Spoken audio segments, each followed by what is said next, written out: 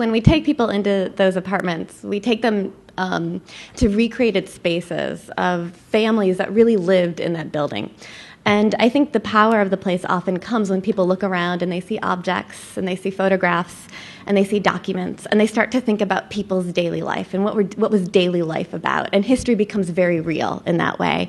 And the book that we're talking about tonight, Making Italian America, fits in terms of subject matter, specific subject matter, with a family that we portray, the Baldizzi family, who came from Sicily and lived in the late 1920s and 30s in 97 Orchard. And you can come and see that story on our Hard Times tour. But really, the message of this book goes beyond simply the Italian-American experience to talk about how consumption and how things that people buy in their daily lives help form their identities in many ways. So we're really thrilled that they came to us and that we're able to talk about this book tonight with you. So I'm going to just briefly introduce the speakers tonight, and you're really in for a treat.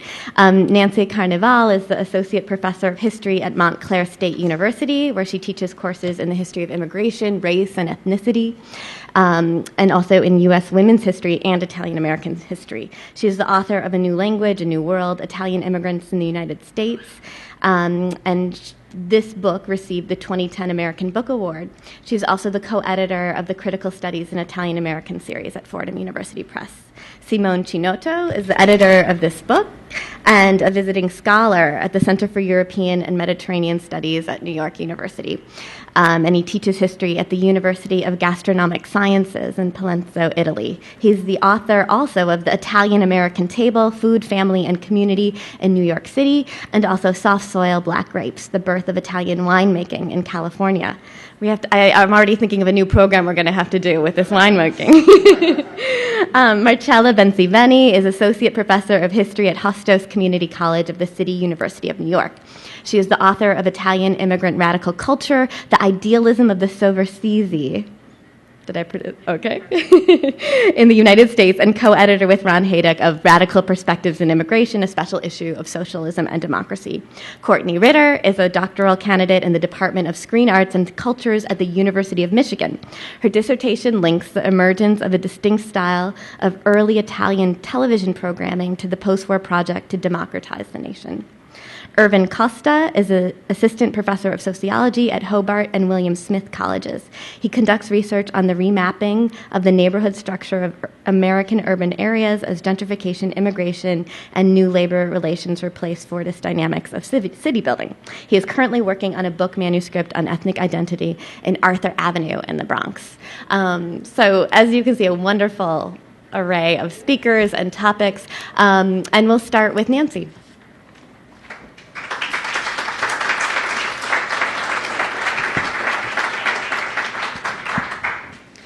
Thank you.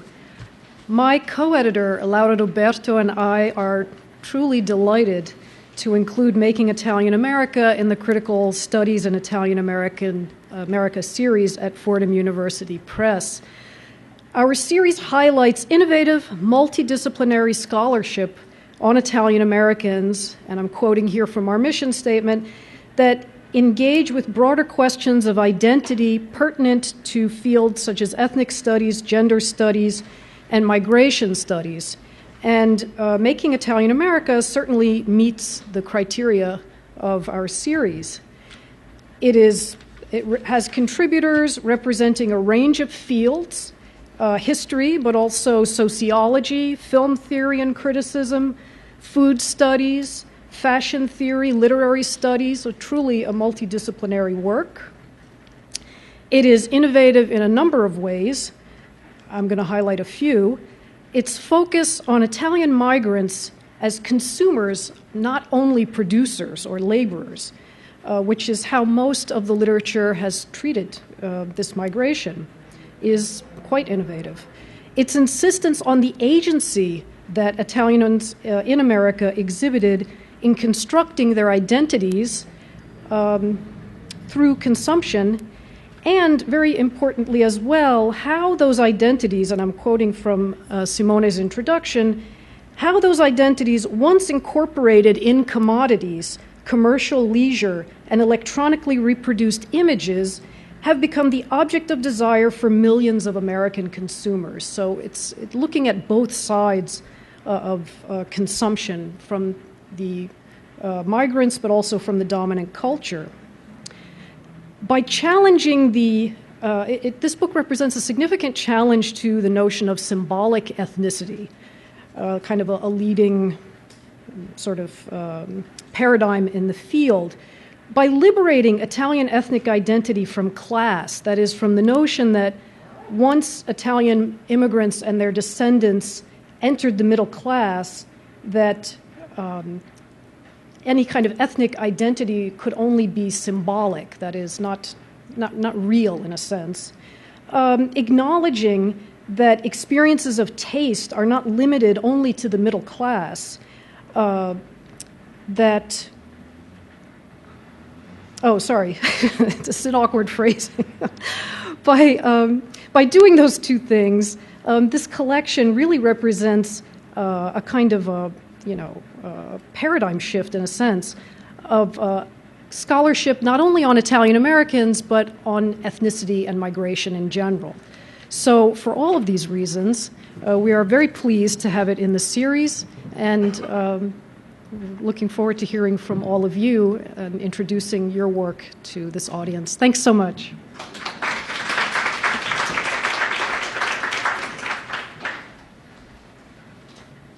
Okay, I want to thank so much the Lower East Side Tenement Museum, Annie, Laura, and all the staff that have worked very hard to organize this event. This is an organization I'm very fond of, and it is really a pleasure and honor to be here. Thank you to all of you to come here. I've come here on Wednesday evening. Nancy, my wonderful book series editor, has already explained what the book is about. It's sort of a circular topic. We explored the reality of Italian immigrants, their children and grandchildren, as consumers instead of workers and participants of the American working class, as most of the rest of U.S. immigration history has mostly done.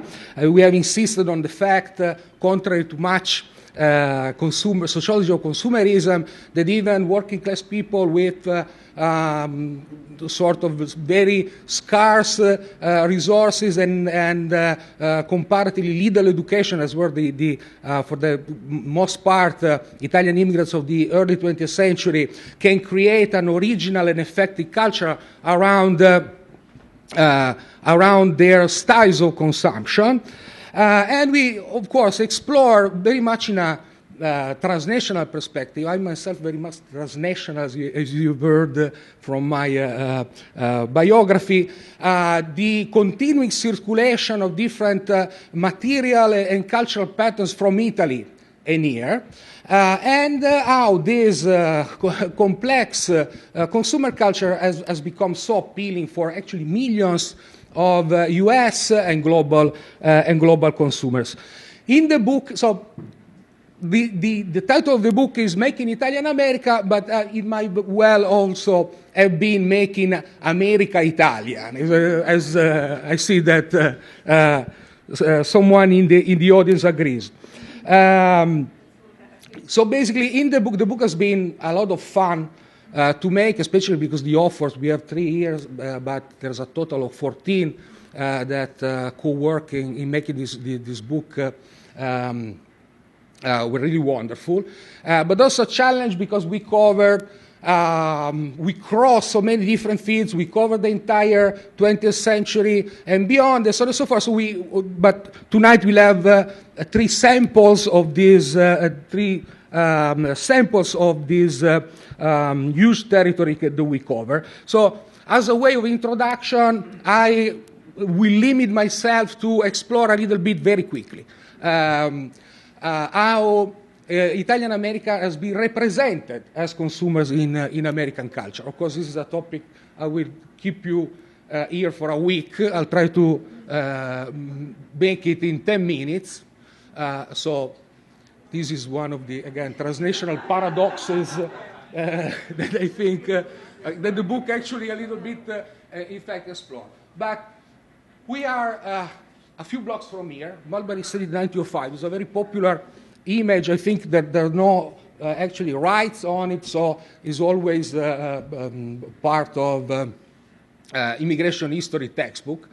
There are many things that can be said about this picture, but what I'm interested in noting here that the Italian immigrants of the turn of the 20th century created their own distinctive, specific, even a little bit autonomous spaces of consumption, completely transforming, in particular, this tenement district into Little Italy by way of colors of the Italian flag, colors of the food, flavors, smells. There's something about the sociology of odor actually in the book, and of course, something that is very much part of U.S. immigration history scholarship is the fact that most of the time consumption is a way for immigrants to become assimilated. Immigrants became Americans using the many goods and products that the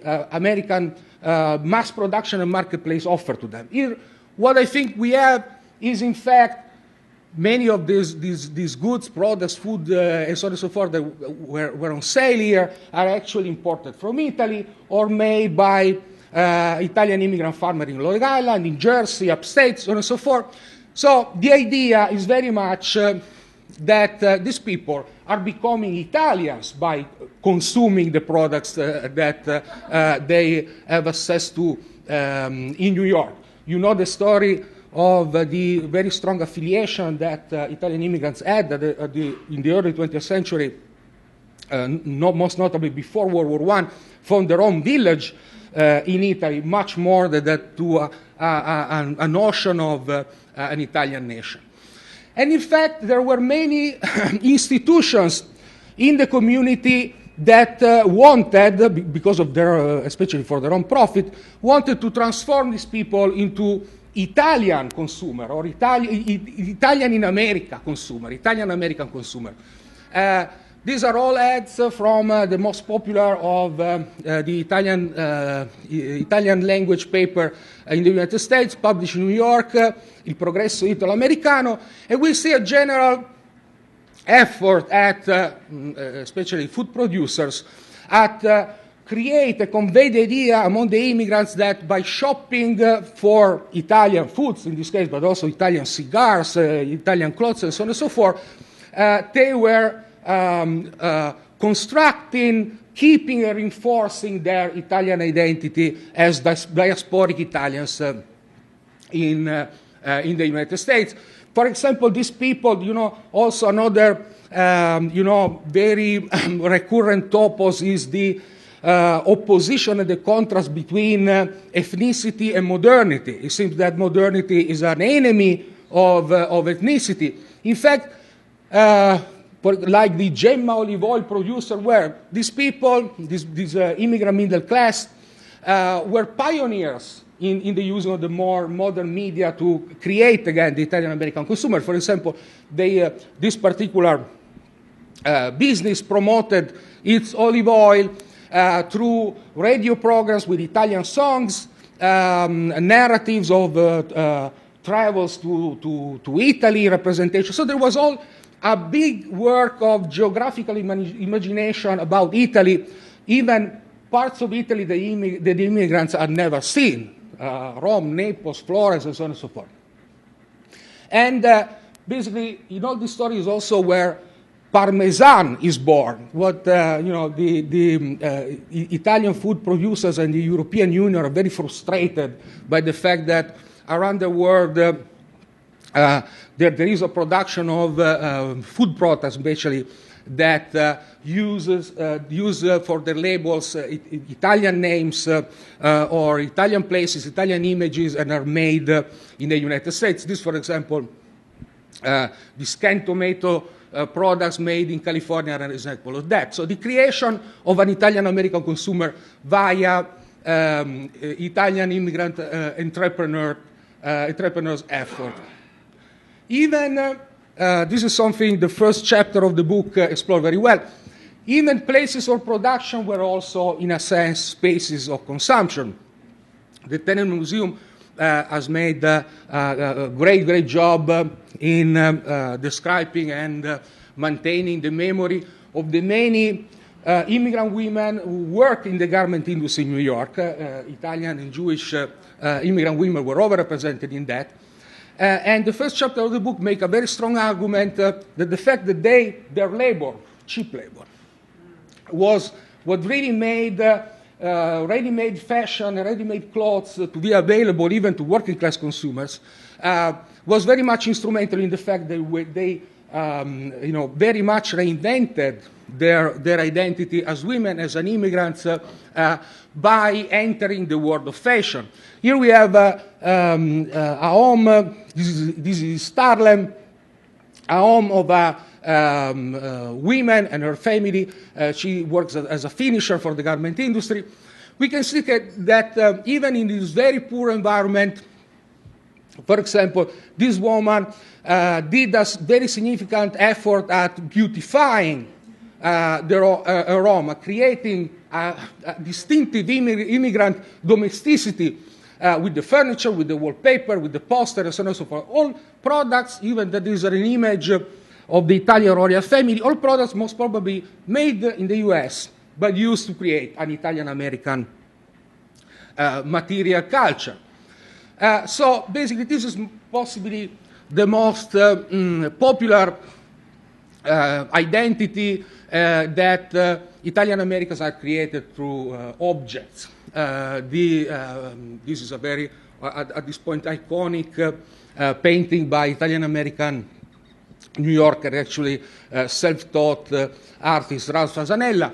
We see this very working-class family in a tenement of an Italian section of New York, and the house is full of objects that are shared, in particular food, again, in a way that is almost sacralized. I mean, goods are not good per se. It's not an individual consumerism that we see represented here, but it's the sharing, it's the creating of the family solidarity, and so on and so forth.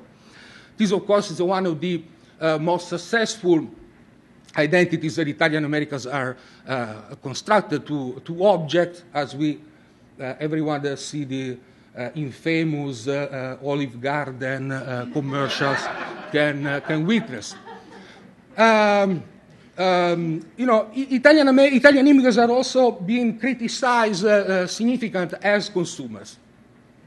One of the first criticisms, in fact, very early in the 20th century, was exactly that they were non-consumers, that 3/4 of them were actually single men who went here to work, save, not to consume, to save, and send the money home to buy their house, to buy a piece of land, and so on and so forth. So the accusation was that they were draining wealth from the United States because they were not consumers. And the first part of this cartoon is exactly about that.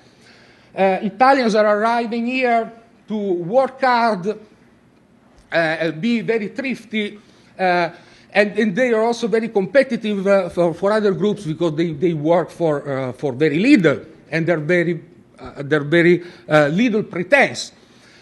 But after a few years, in about a year or two, they become an object of criticism because they spend, but not having the middle class background, the refinement of consumerism that basically comes with class, the lack of taste. They are always the same unsophisticated people just with the money. This is a kind of criticism that is really part of much, for example, of the image of Italian-Americans in film. Even the first classic gangster movie, Little Caesar, is very much about that. We know from the very beginning that Rico Bandello, even is becoming very rich through violence, is going to fall. He's going to lose because he lacks, the cultural capital. And we see that we see that many times. For example, is gangster give him a very expensive watch as a gift, but he don't know how to use it. And when he meets with the Anglo-Saxon tycoon who really rules the city, he doesn't know how to behave. He make a compliment to this gentleman by saying that he appreciates very much a painting because of how expensive the frame must be, but he cannot, again, the lack of cultural capital. This idea of working class entrenched lack of taste, again, is part of many other popular representation. This is Rocky II. Sylvester Stallone is a simple, again, working class, uneducated man from South Philly. At some point, he won this fight with his, against his black opponent, and what he does is basically to waste the money, the money that he earned with the fight. Very famously by buying a very flashy jacket with a tiger on the back and a dozen watches. Okay, these Rocky and Rocky II are kind of interested also. In the book, there are many chapters that deal with the politics of Italian-American consumption, the political use of consumption, from the letters that Italian-Americans sent in 1948 to Italy when Italy was endangered by the possibility of going communist, and so on and so forth. There are many other examples. Many of the chapters are also about consumerism and race. We have Rocky and Rocky II are interested to be seen in that perspective. Exactly because of that, we have the black boxer is actually very much cultured. He has a wonderful family. He's handsome. He's very articulated with the media. Just the opposite of Italian-American Rocky. And these two films actually came out at a time when affirmative action programs, civil rights programs were at the maximum of their expansion. And some critics have seen a criticism of black privilege in this movie. But in the book there are also several chapters on race as a ground where Italian-American and African-American culture have shown to have much in common.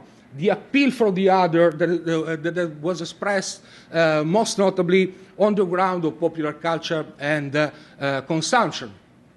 Do the Right Things by Spike Lee is about that.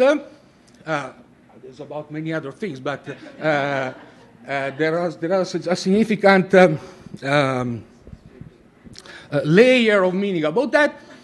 And finally, I'm trying to compress on this in 10 minutes. I'm very, enthusiastic about our work, and so I'm really sad about running like this. But I want to finish on a very important dimension of the book, which is transnationalism. Really, you see that when you read in every chapter there is this idea of the continuing circulation of stuff, people, capital, ideas, and images between Italy and the United States. For example, in one of the very early episodes of The Sopranos, you may remember this episode, Poli and Pussy Bonpensiero walk in a fancy coffee shop, and they're very especially Poli, which is the kind of the living memory of the old neighborhood of all the Italian Americans, so forth. They're really perplexed on the scene. There's all the a number of hipsters, young people, and so on and so forth, ordering caramel macchiato, cappuccino, and so on and so forth. And so Polly goes to the register and says, "Can I have just coffee?" And basically, he starts with his friend, this tirade about, he said, basically, fucking Italian people. How we brought good food to the Americans, and now they're the ones that they're making money out of it. He said, he cites buffalo mozzarella, olive oil, and so on and so forth. How that is possible? He speaks about the rape of the culture. As espresso coffee is part of his southern Italian culture, but that is not true. I mean, Paul is wrong. In fact, espresso coffee was invented as part of a northern Italian urban middle-class culture. The first machines were produced in Milan in 1905, and for what in Italy we call bar, which is different from American bars, for middle-class customers, basically. They arrived basically in the village in the 1920s in Italy, in the most fancy, expensive Italian restaurant. They were very expensive, the machine, basically. And so they enter Italian-American culture later, okay? But, so well that Pauly can think that this is part of his own, of his grandmother's culture, which is not true. So when the CEO of Starbucks, I don't remember his first name, anyway, Schultz, what you're talking about, went to Milan to transform his coffee shop in Seattle in the chain that Starbucks is now, he was, again, drawing on northern Italian middle-class culture, and again, mixing it in what is now basically an American culture. So the transnational circulation of material symbolic patterns is a very important part of the book. Thank you so much.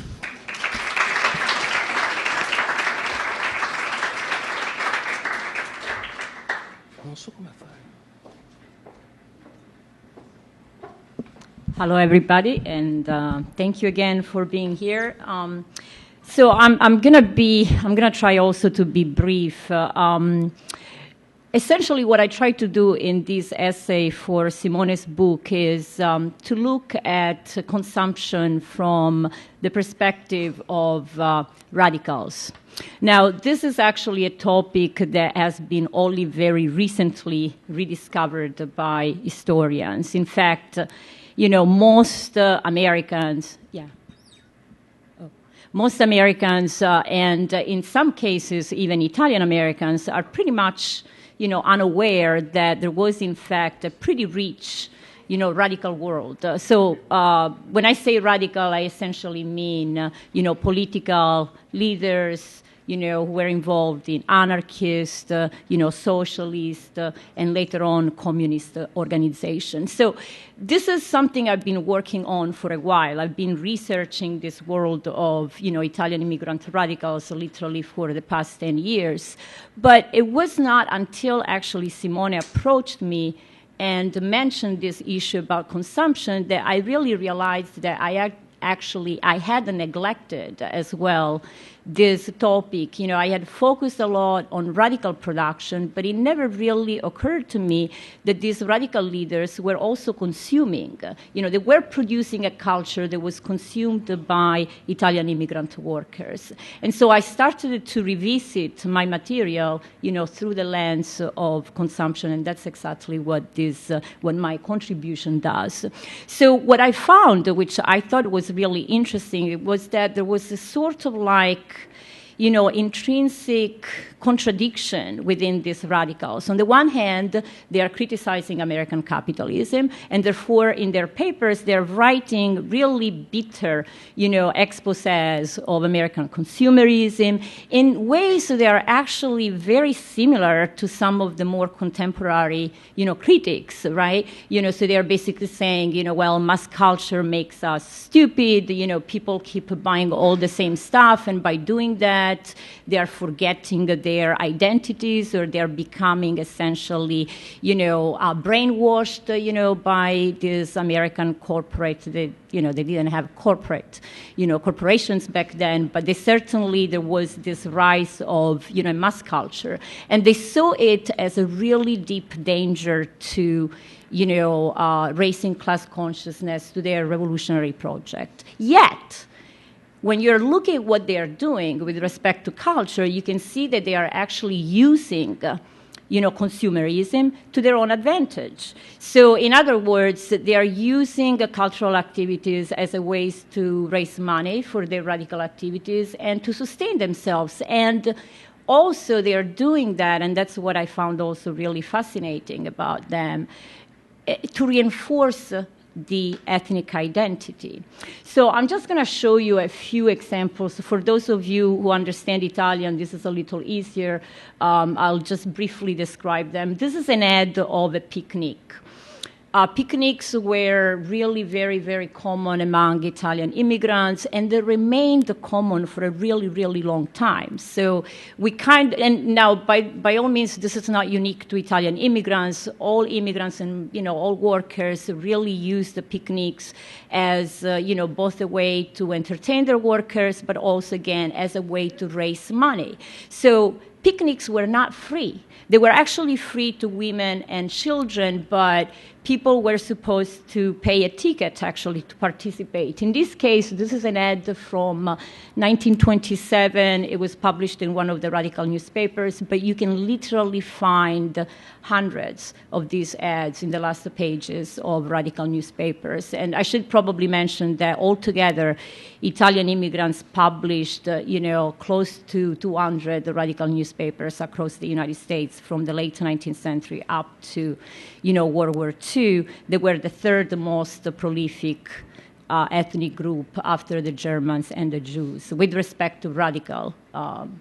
So here you can see that, so there are instructions about how to get to this place. So this is actually in a park in New Jersey, and the ticket is 50 cents. And the picnics were not just about eating, right? That was a part of it, but they actually had very long programs. The program usually started with, some food and some wine, but there were performances, there were orchestras, there were dances, there were games, and it usually ended with a raffle where they picked the winners and, and they gave some gift.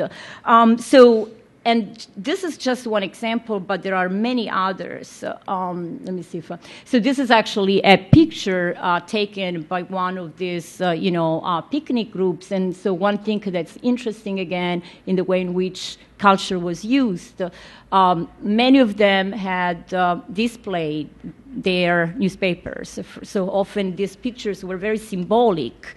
They took pride in their, radical belongings, in their, radical participation, but also you can see that these were family events. So this became also a way to actually bring politics outside of the confine of the factory and into the neighborhood.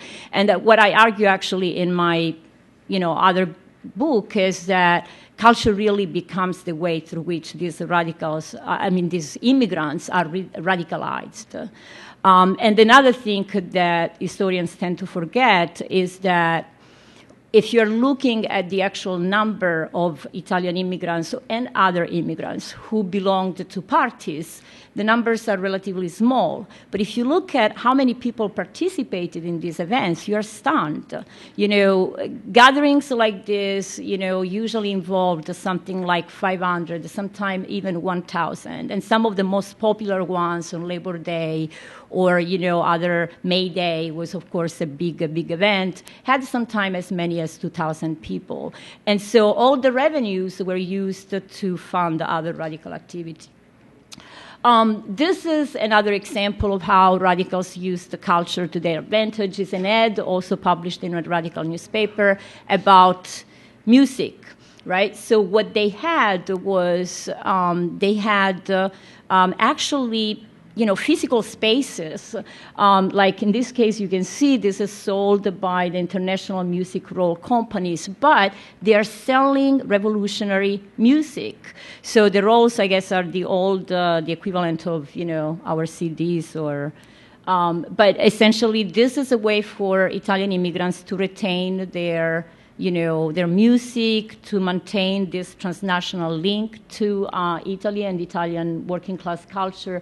And again, if you read this, you discover that you had to pay, right, to get those.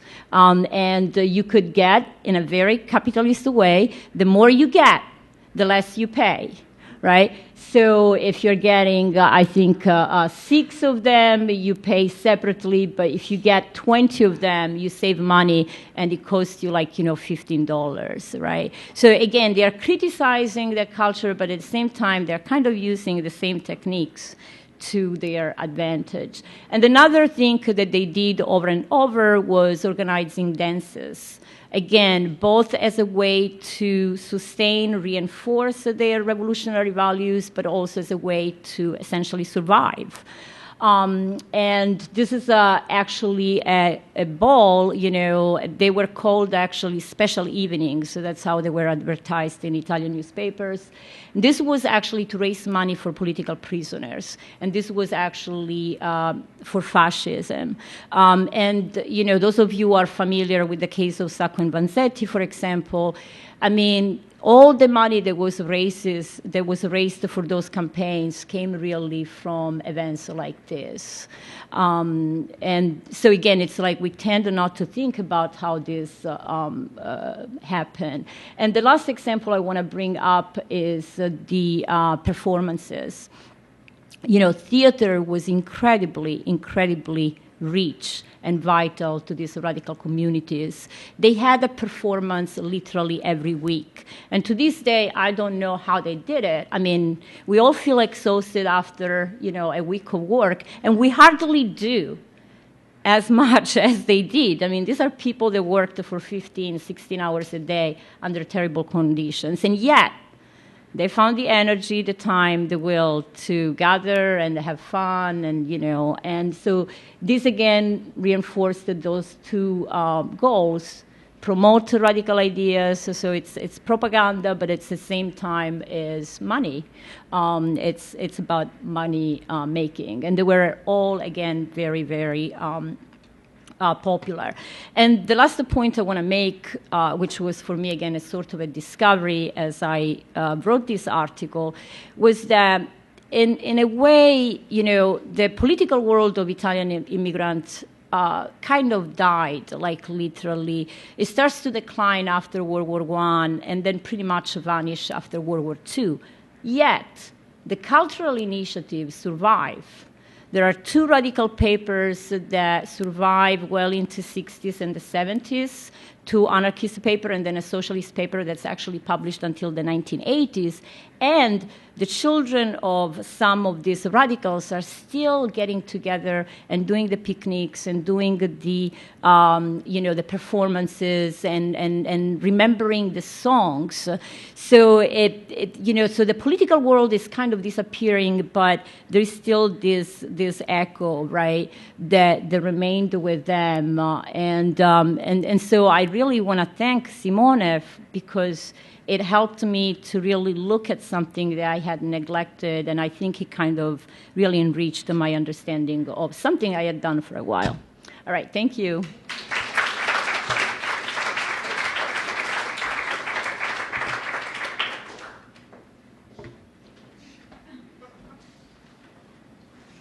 All right.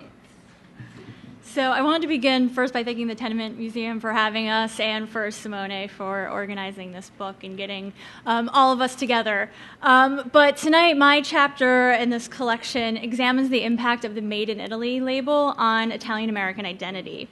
And as a kind of entry point into this relationship, I want to kind of take the idea of the kind of double life of the suit. So on the left, we kind of have the ostentatious, kind of tasteless suit that's so often now kind of embodied by Jersey culture. And here we have the situation from the Jersey Shore. But it really kind of relies on a whole history of, you know, the gangster and the pinstripe suit, and what Simone was kind of referencing, kind of Italian Americans of the working class being unable to consume properly. And if we look on the right-hand side, we have a very different kind of idea or image of the Italian suit. This is the kind of well-made, well-tailored suit that is for the kind of affluent, fashionable set.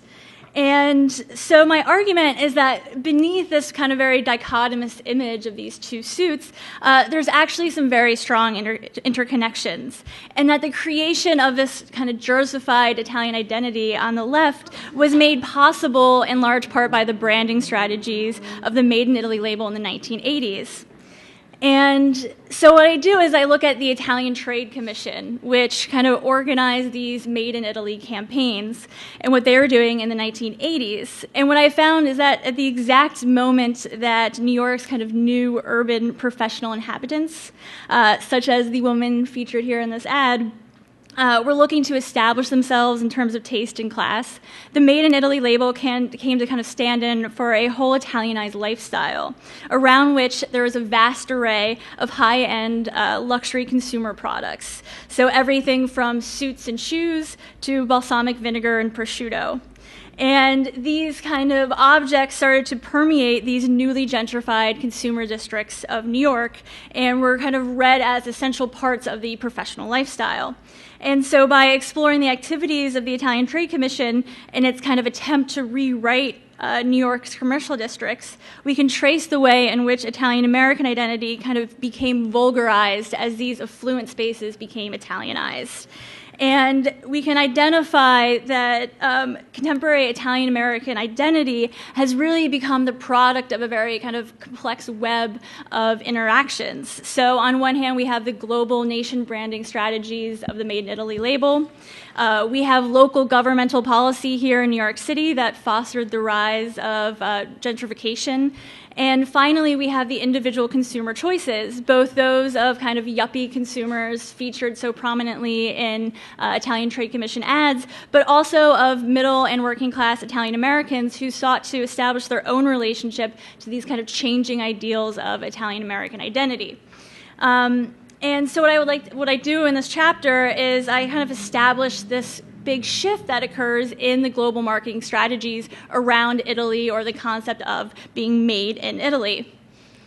And what I do is I kind of draw on Naomi Klein's idea of the high concept brand builders. And what she does is she establishes that in the early 1990s, marketers no longer kind of saw themselves as marketing a specific product. They're not selling a single pair of shoes or a single suit anymore. They wanted to instead sell an entire lifestyle that were to go along that. So they wanted to kind of create a set of aspirational qualities. So if you look on the left, this ad, both of these are produced by the Italian Trade Commission. The one on the left is from the late 70s, and it says the best in men's fashion comes from Italy. So the distinguishing quality is just that it's the best. But if you look at this ad from on the right-hand side from the mid-1980s, we are already starting to see this kind of shift in which it's the most fashionable people are now wearing Italian-made clothes. And I'm not sure if you can read it, but the woman on the left is supposed to be a kind of fashion marketer, and the man on the right is supposed to be a chef. So there's this idea that if you belong to the kind of creative classes of New York City, alongside that you're going to need this kind of new vast array of consumer goods. And so while this kind of shift in rhetoric from the late kind of 70s to the 80s might seem subtle, these kind of print ads are part of a revolution on the part of the Italian Trade Commission in terms of its branding and marketing strategies. And so the Made in Italy label not only became kind of a lifestyle concept that existed on paper in these ads, but it became fully integrated into the kind of daily lives of New Yorkers.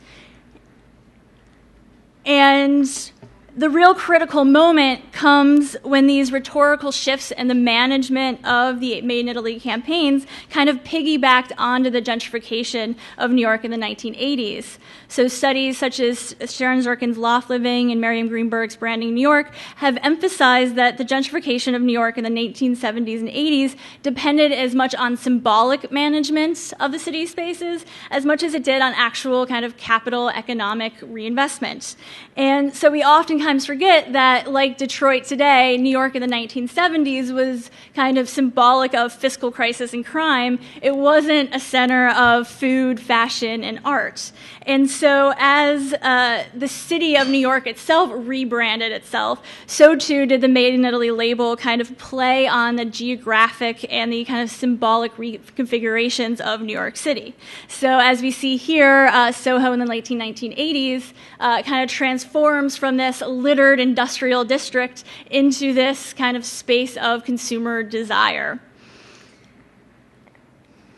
And we see this quite clearly as New York City becomes kind of hyper-differentiated according to very small districts. So Made in Italy products would kind of play a crucial part in kind of making these spaces and their differences very apparent to consumers. So Little Italy and Soho are just a few blocks apart geographically, but the tourist spaces of Little Italy kind of continue to sell this immigrant idea of Italy as kind of red and white checkered tablecloths and kind of rustic bottles of Chianti, but then just a few blocks over, the Made in Italy label kind of was used to cultivate an Italian aesthetic for an emerging class of young professionals.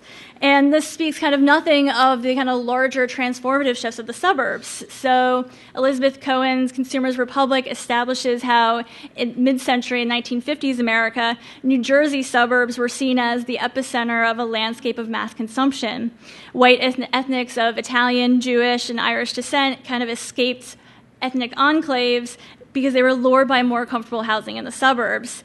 And the gentrification of Manhattan in the 1980s kind of changed the terms of this process. So the young, the ambitious, the kind of social climbing gravitated towards New York City because it was rebranded the center of art and culture. And meanwhile, American working and middle classes were kind of fixed decidedly in the suburbs that were unhip.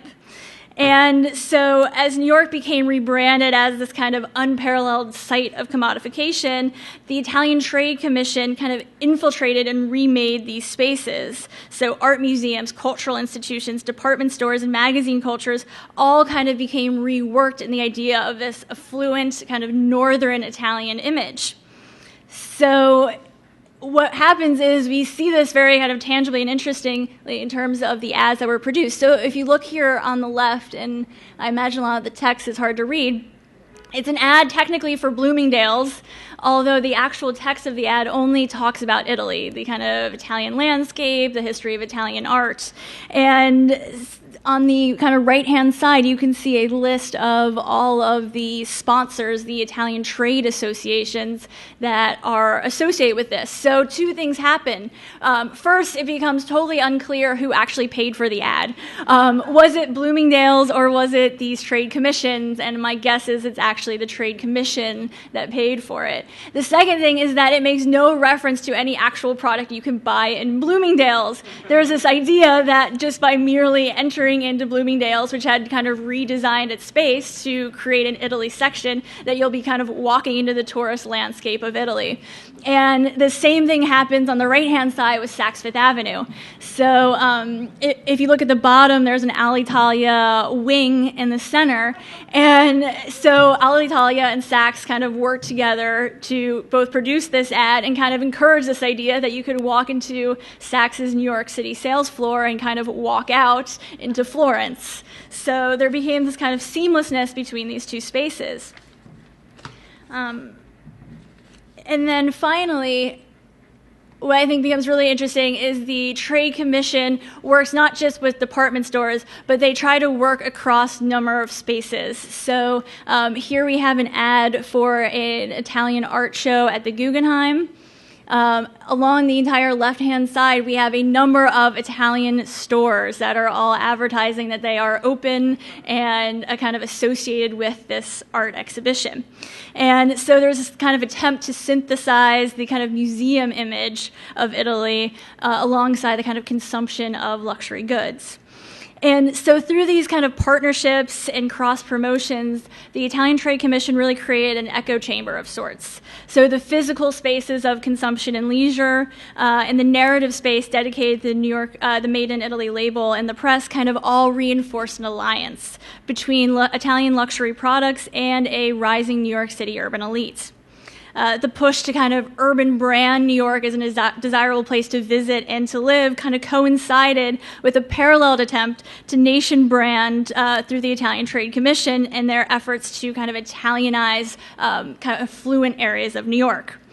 And so in concluding, I want to emphasize that the promotion of Made in Italy in the 1980s puts into focus, I think, a very curious element of our contemporary culture. And that is that globalization has actually encouraged or incentivized brands to kind of solidify very local and regional identities. So brand builders like the Italian Trade Commission do not simply mirror or relay a pre-existing culture around them, but as we can kind of see in the 1970s and 80s in New York, they are actually kind of instrumental in managing identities at a local and even very hyper-local level. And the unfortunate kind of side effect for Italian Americans is that the Italianization of a gentrified Manhattan kind of began the process that not only altered the boundaries of class in New York City, but it also kind of made the revulgarization of Italian American identity a very visible and profitable phenomenon.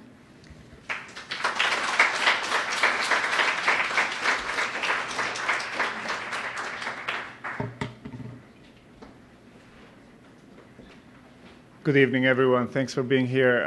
Thank you to the Tenement Museum for having us, and Simone, you're the best editor in the world. And thanks, guys, for being here on Wednesday night. So I'm a sociologist. I have to warn you, there are numbers in this presentation. I'll make sure that I explain them to you.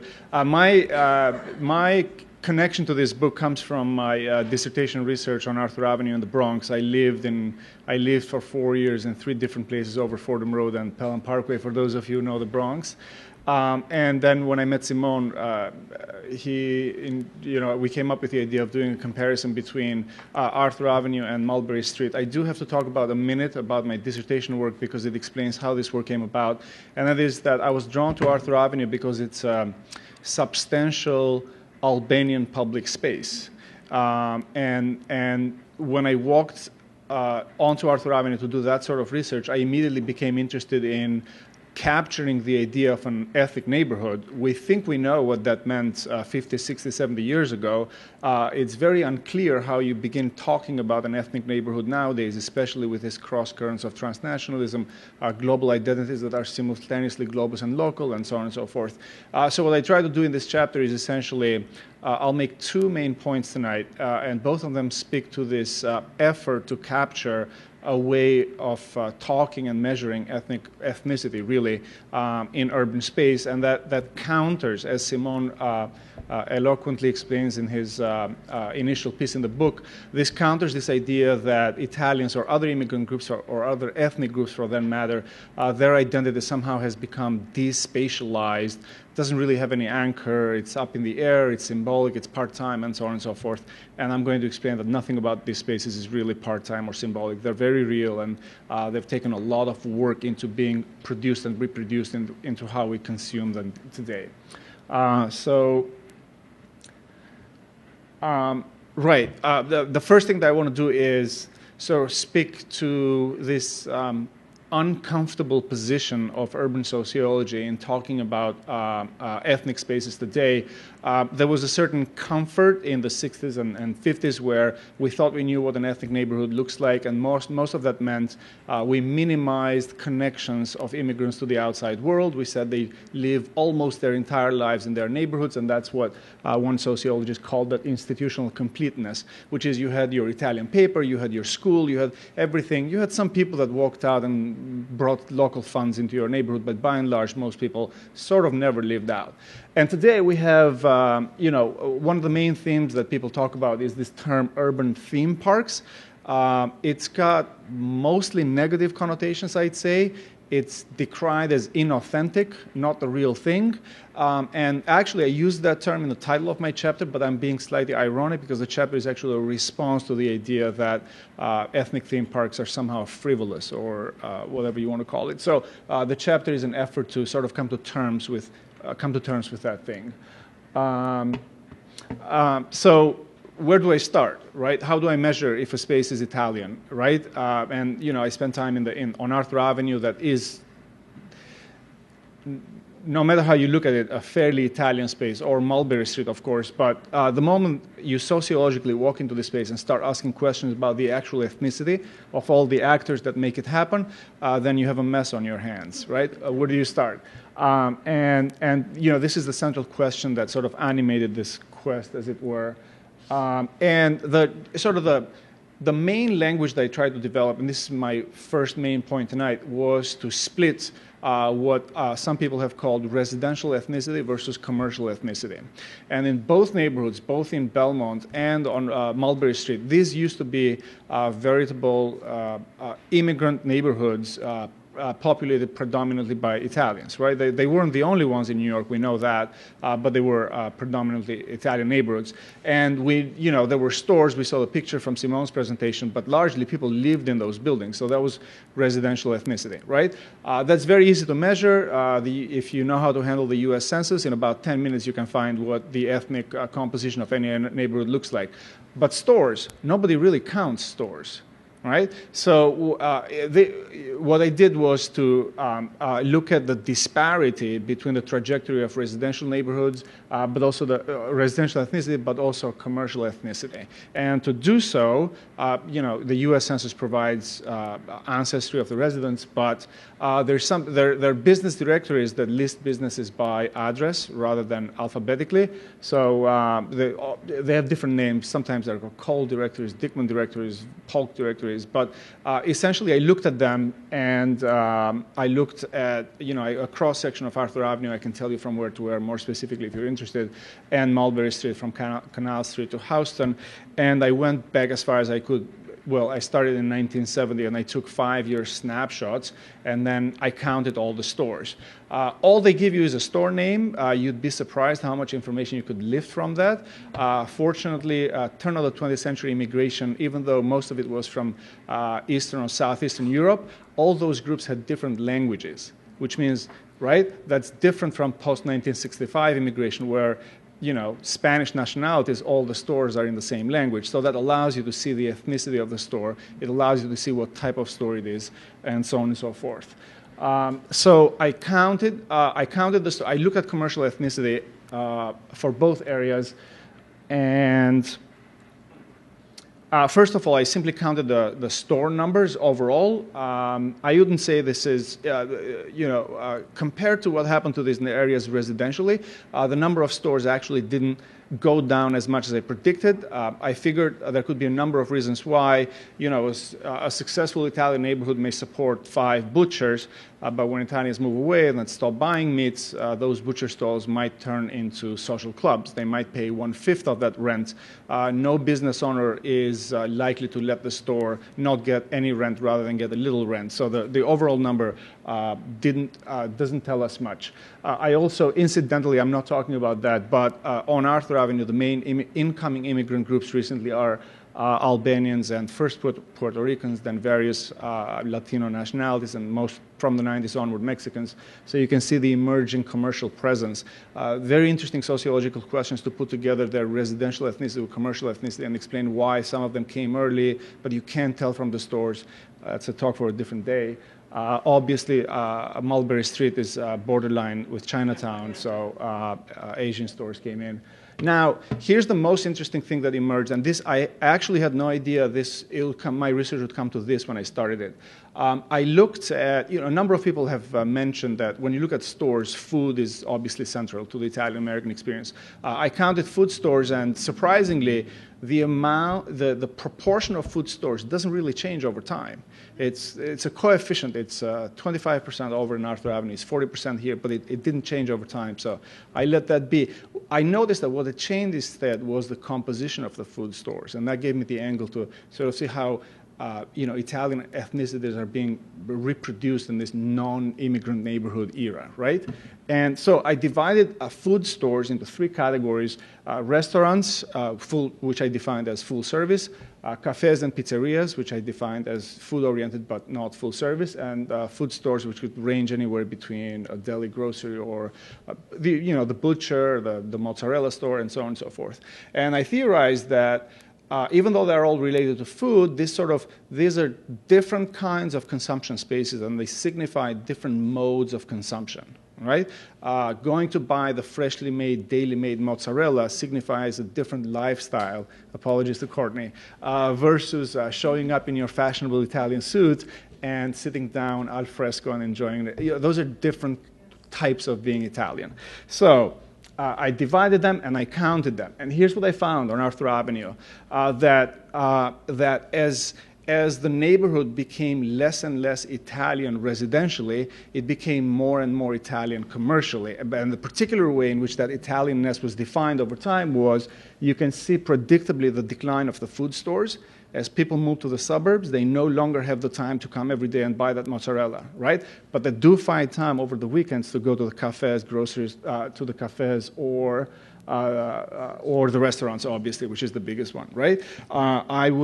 So this is on Arthur Avenue, and I hope you've had dinner. So these are the kind of stores whose numbers have been declining over time.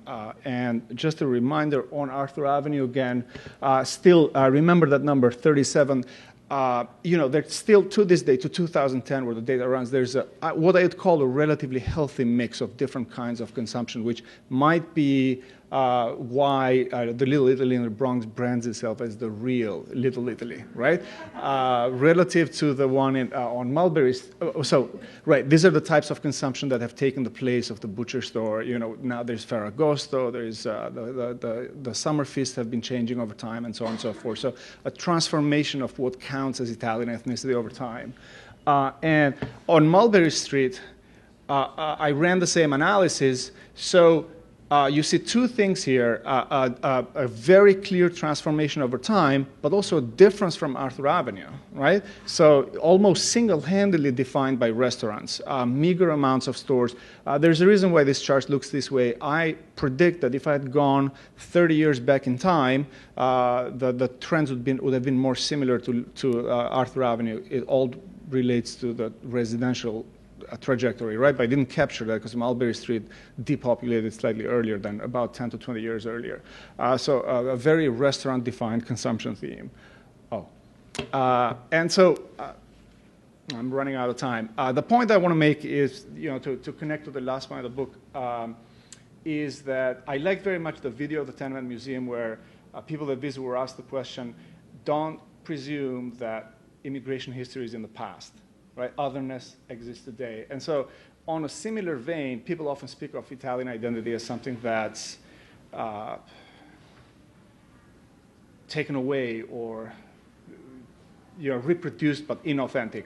But what I try to show in this chapter is that the reproduction of these spaces is contextual. It's not the same everywhere, and it reacts to market realities, but it's a very active form of production of meanings and images, as Simone says, that gives us yet another layer of figuring out just what that ethnic identity might be in the 21st century.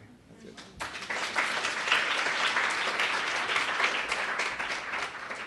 So I'd like to invite all the writers, the authors back, and I also just want to congratulate them, because it's one thing to write fascinating articles and put together a fascinating book. It's another talent to show that you're able to speak about that in these 10-minute clips, which there's so much to say, and each of you did such a beautiful job. So if you want to come up, I know that my guess is that the audience also has questions for you. please, raise your hand, ask a question. We will bring a microphone to you. I know it's a small room, but because it's recorded and because just for the comfort of everyone, we ask you to speak into a microphone.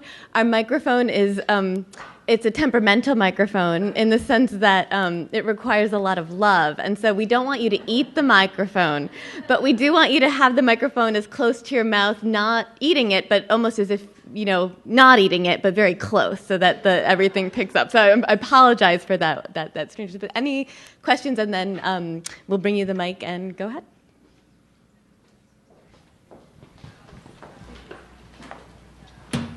Thank you for your presentation. I was wondering if you could just take a minute to speak about the kind of difference in the perception between Northern Italian, Southern Italian, and Sicilian in retail, in commercial, in any way you want. Thank you.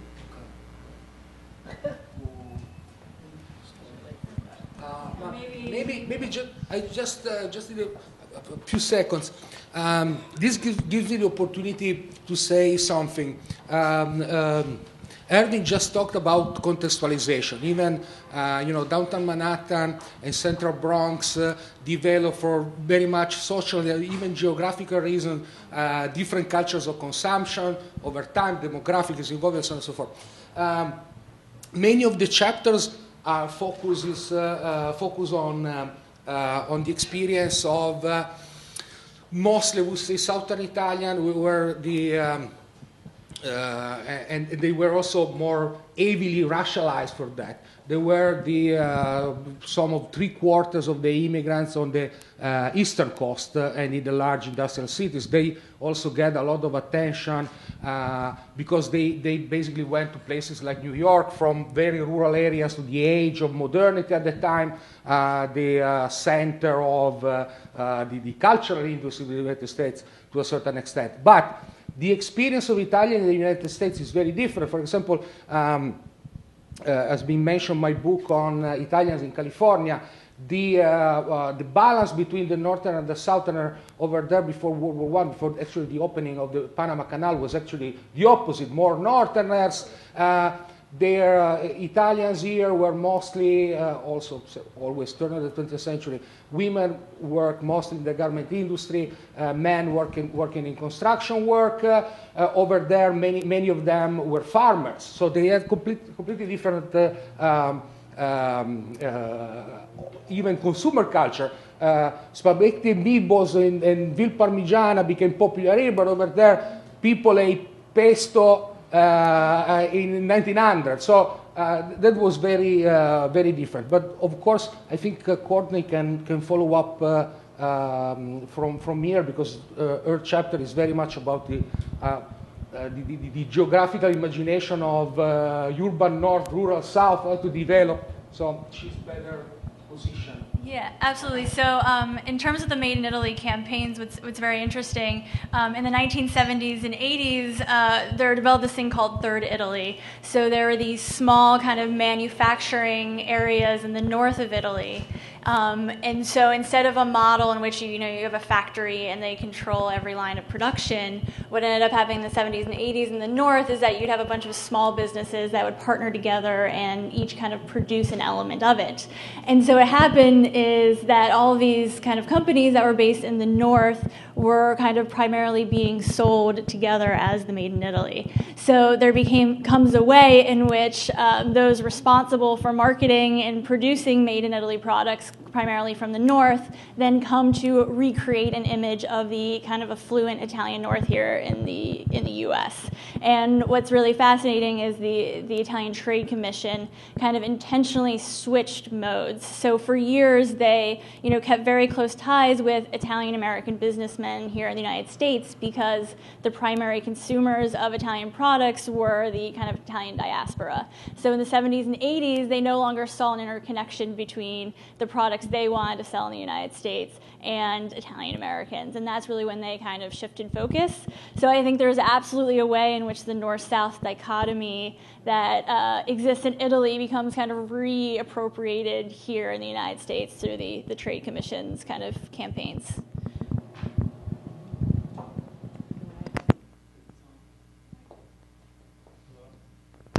Is it? Oh, it's all right. I would want to reiterate their points. As Simone said, difference doesn't just exist. It's actively produced and reproduced over time.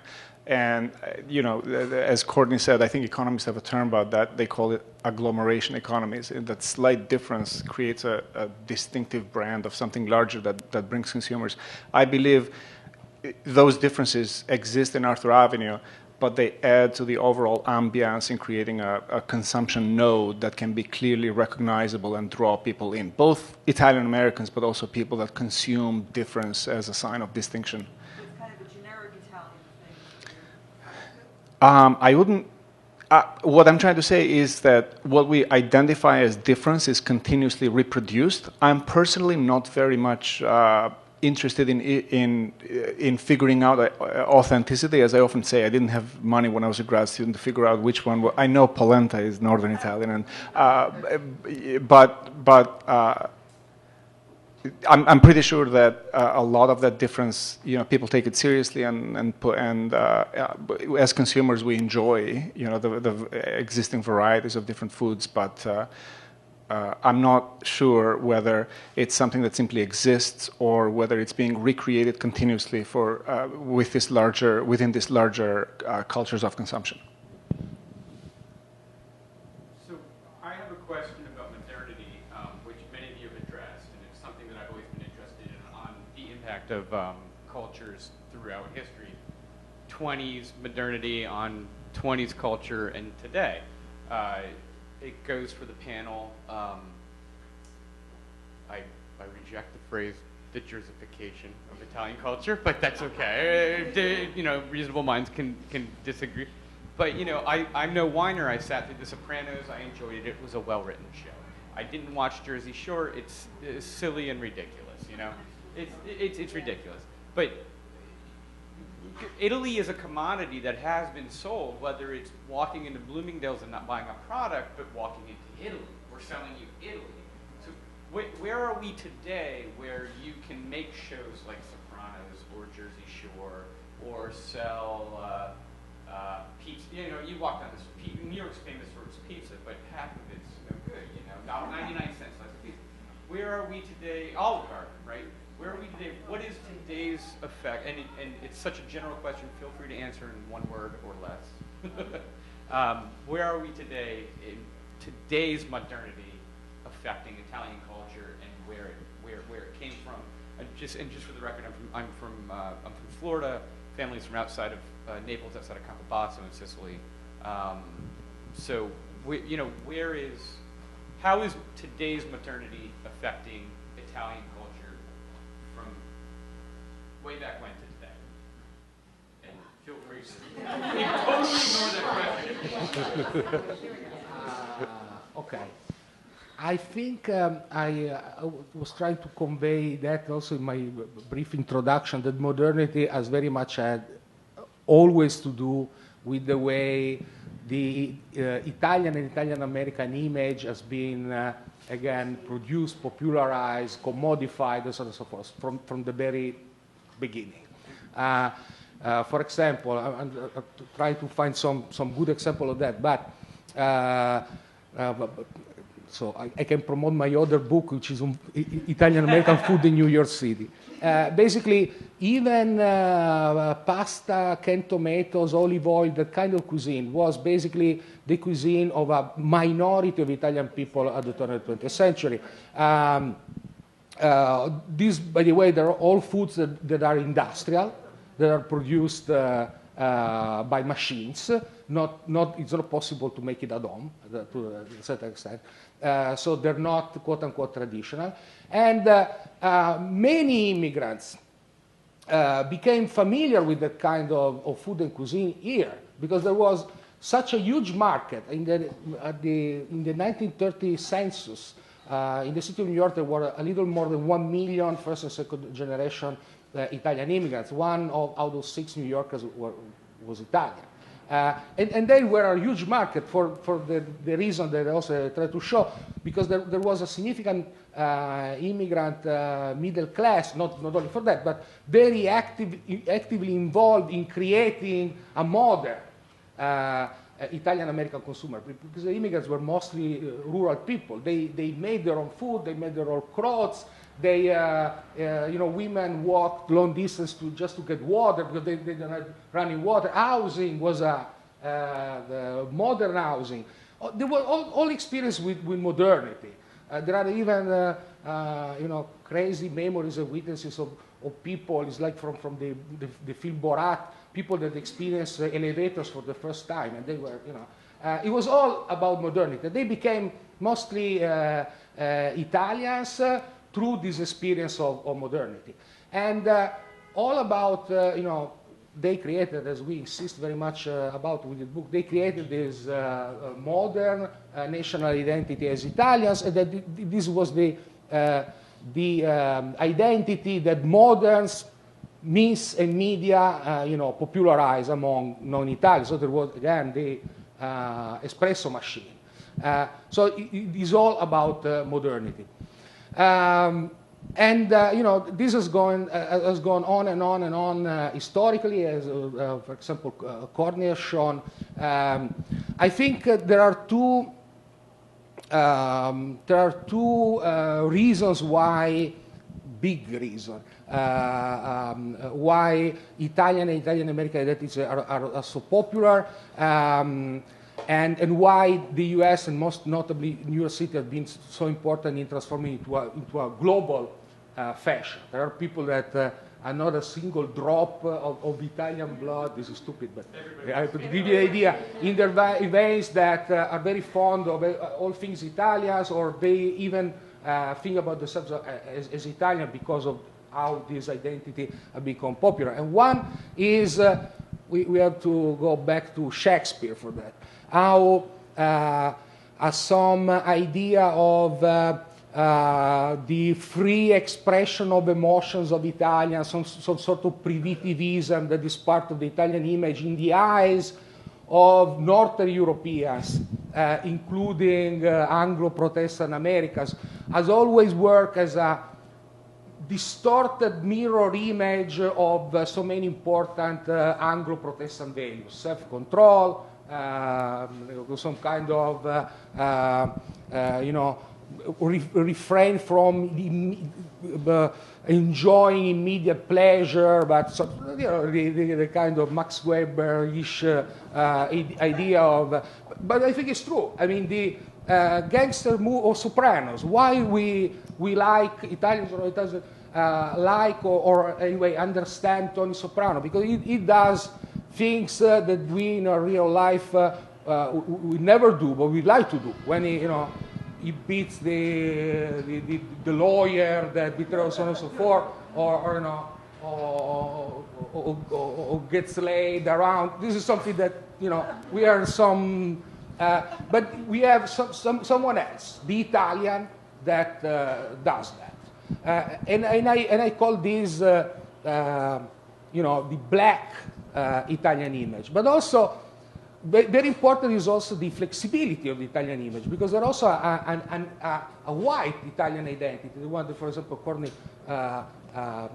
talked about.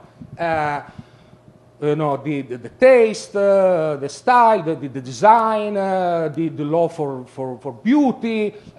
This is very important.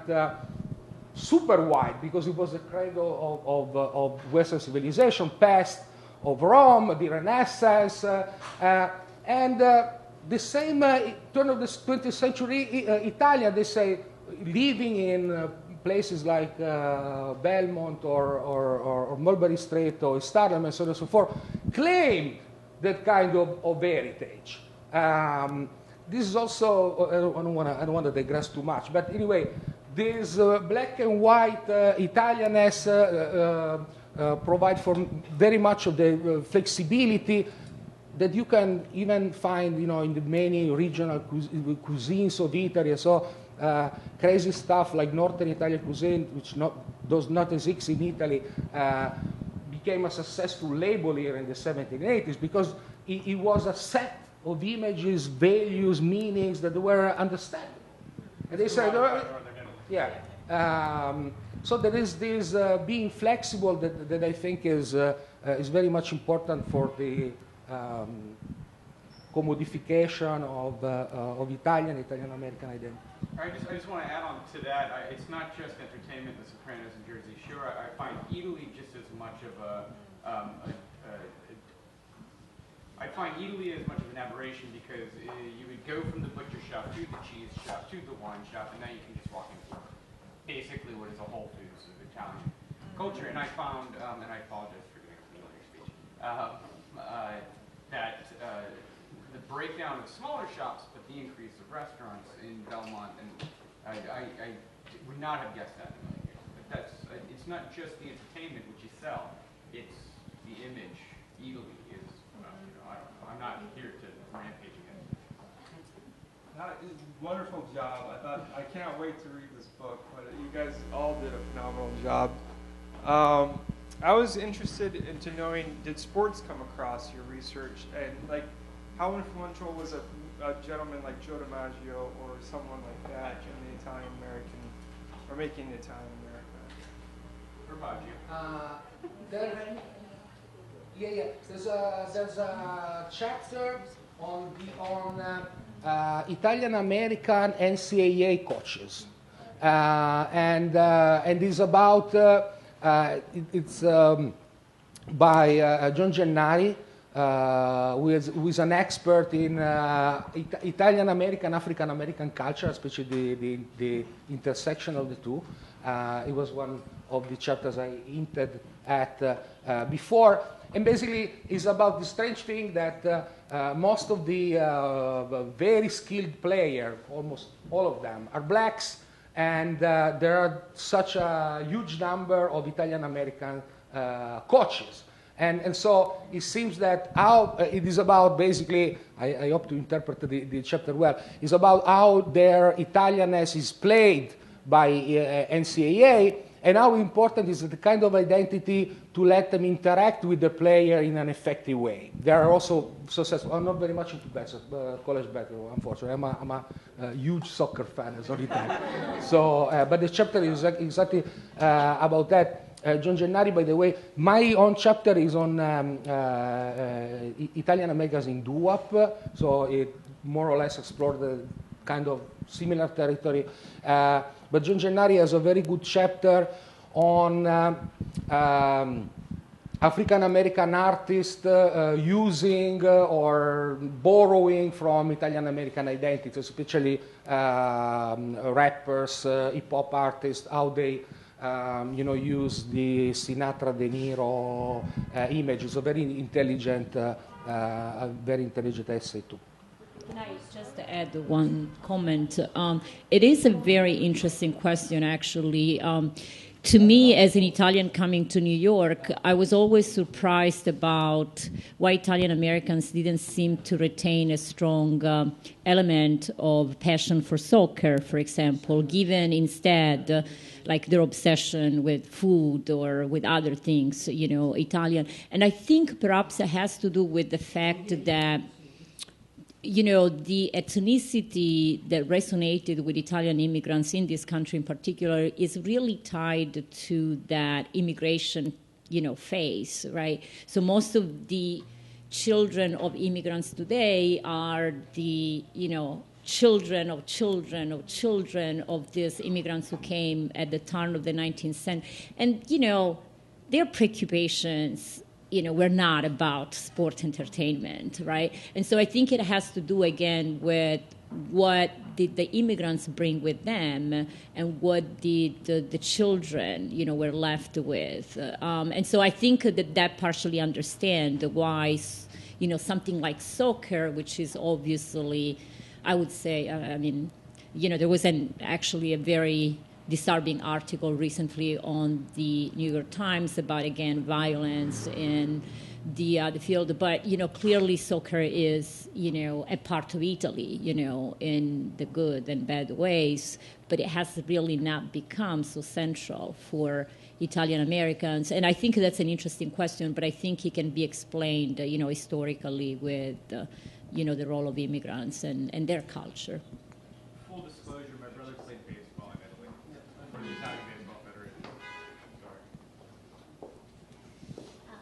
Sorry. in the Baldizzi apartment, there's like a rosary and a crucifix and a lot of kind of religious items. And I'm wondering the extent to which religion and consumption intertwine, because that's such an important part of culture. I keep thinking too, as for so many of the points that were made, there's so many similarities too with the Yiddish-speaking Jews who came, both with the socialist culture, which was, most Jews weren't socialists, but party identification anyway, but went to all these picnics and masquerades. So and there is actually an interethnic component there, because they went to the Jewish and the Jewish came, and the Jews learned from the Germans. So yeah, it's actually important to remember that. And so, yes, I'm just wondering about the kind of, because one of the things is that people for a long time would say, oh, the Jews weren't religious, they threw away their religion, but yet when you look at the stores that were available, or you look at the kind of the ads in the papers, you see this consumerism in many ways aiding religious practice and observance in a way that didn't happen necessarily in the old countries.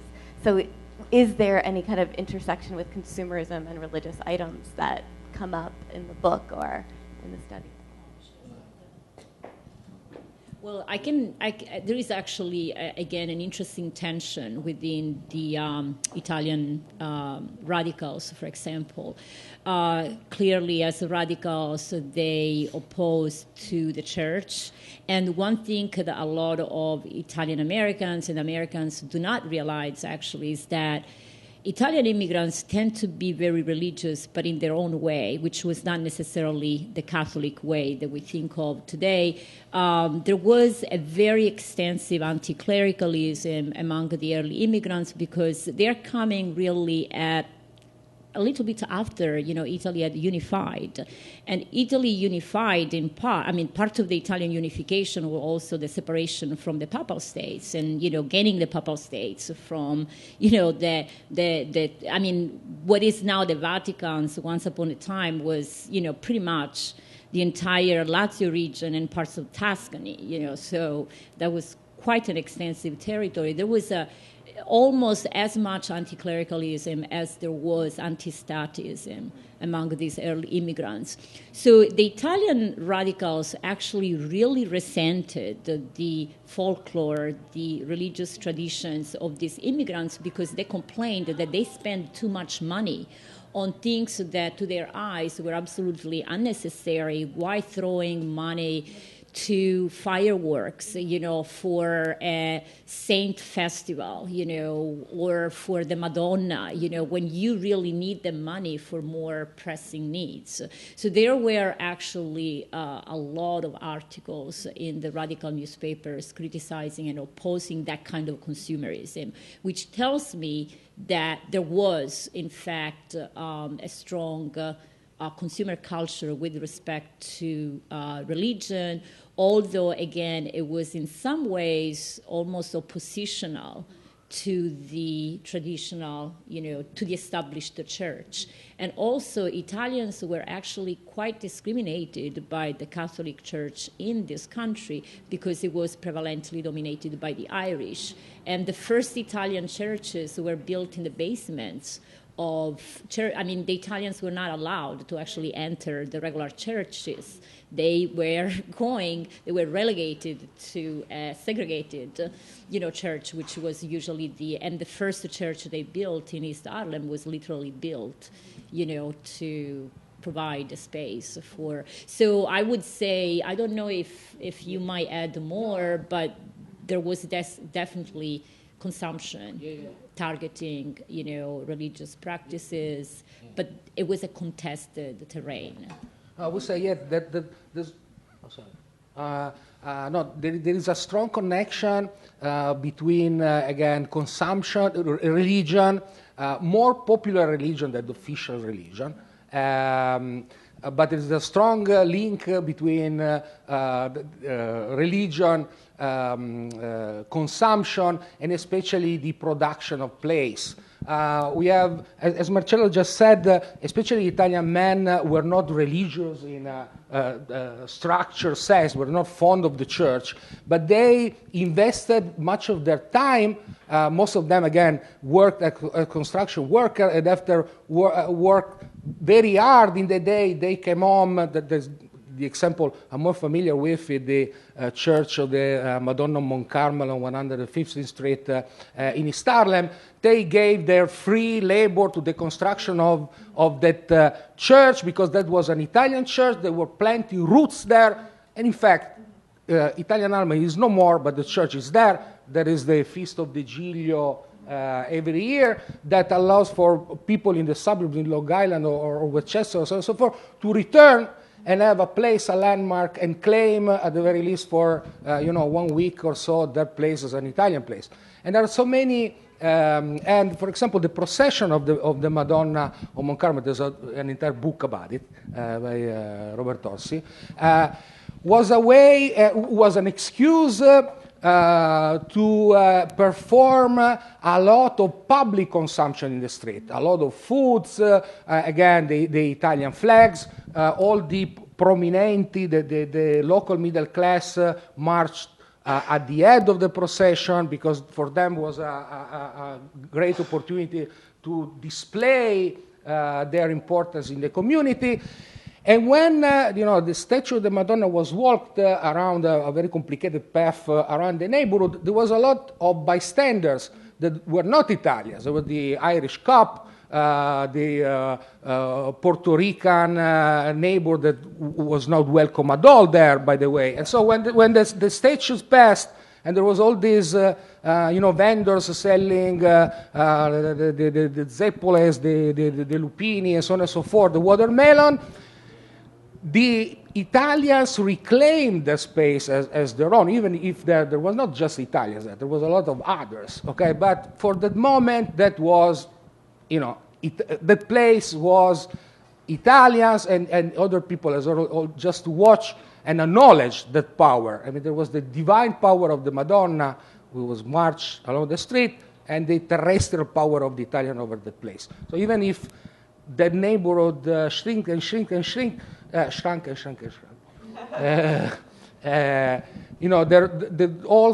there was just this link between consumption and religion that was very important in defining that place as Italian, again, creating identity, which is what the book is about. I'd like to add something very quickly. This actually has become a problematic relationship, the religion and the branding and the consumption space. For those of you who don't know, what Marcella said, the clash between Italians and Irish also happens to be because of the particular structure of the Catholic Church, which is based on parishes. And so if you're a different ethnicity Catholic, you impinge on someone else's church. And so on Arthur Avenue, they had to take special permission because they would violate parish rules. But the other thing about parishes is that unlike synagogues, you can't pack up and go. So what happens when residents go and church stays?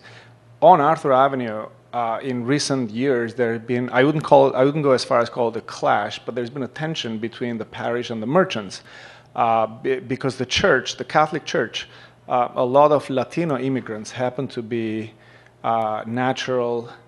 They are Catholic, so the church reaches out to them, and this scares the merchants because it can problematize their branding strategy of the neighborhood. So what I found on Arthur Avenue is that the merchants have tried time and again to grab power from the church by saying, "Can we help you? Can we help you? Your feasts of St. Anthony aren't good. Let us make them good." And what that means is let us make them more Italian, right? So there are certain stories that are, so.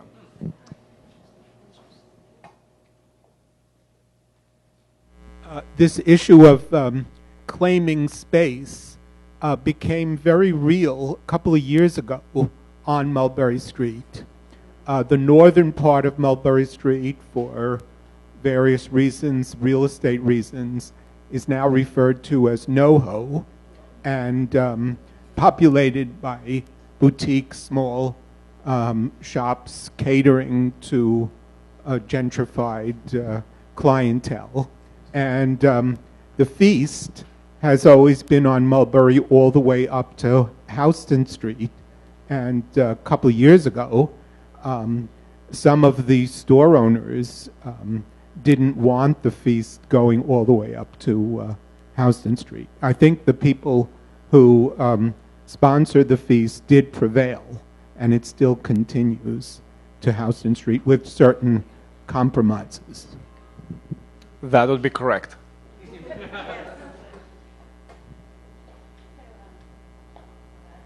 Thank you all for coming out tonight and for your wonderful questions and participation. And thank you to Simone and all of the speakers tonight. Thank you for coming.